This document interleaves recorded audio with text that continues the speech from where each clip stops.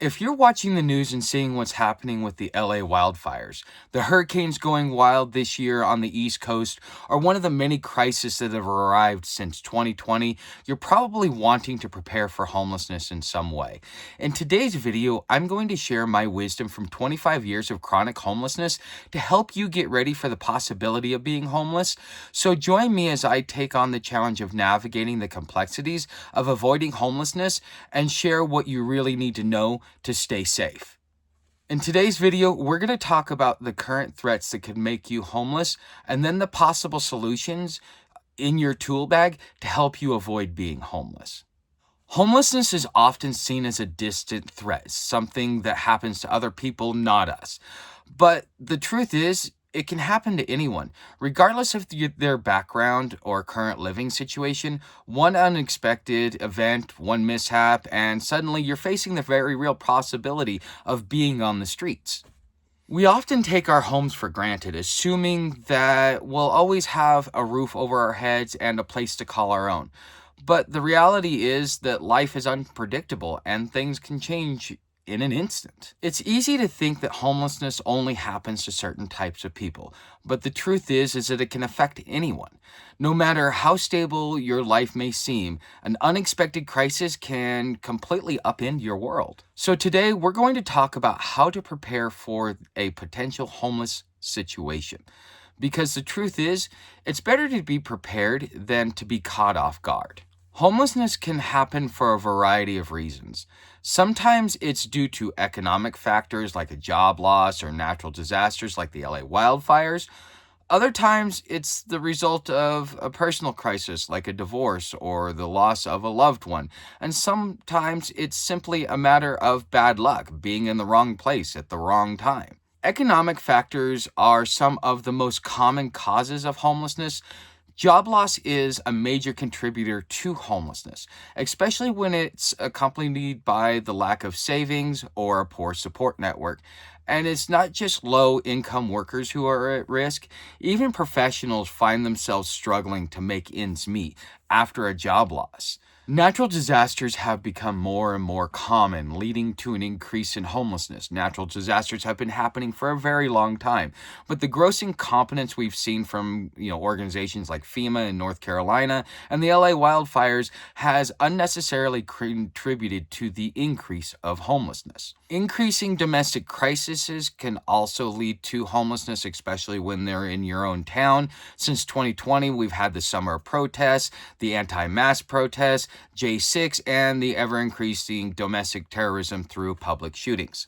Systemic issues like a lack of affordable housing or incompetent governments can also contribute to homelessness. When there aren't enough resources available to support people in need, it can be easy to fall through the cracks and end up being homeless. It's impossible to predict when a disaster or crisis will strike, but all we can do is prepare for it. By being proactive and taking steps to protect ourselves, we can reduce the risk of homelessness and make it easier to bounce back if a crisis does strike. So what can you do to prepare for a potential homeless situation? First, realize you may lose everything as you're going homeless. This means you should figure out what things mean the most to you and have some sort of storage option with someone you can trust. Most people, when going homeless, think that everything is important, but you'll soon realize the important things are the things that you know you could never live without. You can live without your game system or an oversized special blanket. It's best to prepare yourself mentally for this up front instead of dealing with it in the middle of a crisis. Next, building a support network of friends and family who can provide emotional or financial support if you need it is important. This can include everything from a couch to crash on to help with job searching. But I would be very careful how you lean on this network.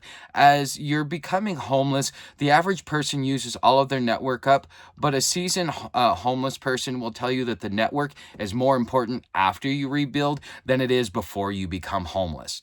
It's essential to know your local resources, including shelters, food banks, and other organizations that provide support to people in need. Knowing what's available can make all the difference in a crisis situation and is also part of your local network. Another key step is to prioritize your mental and physical health.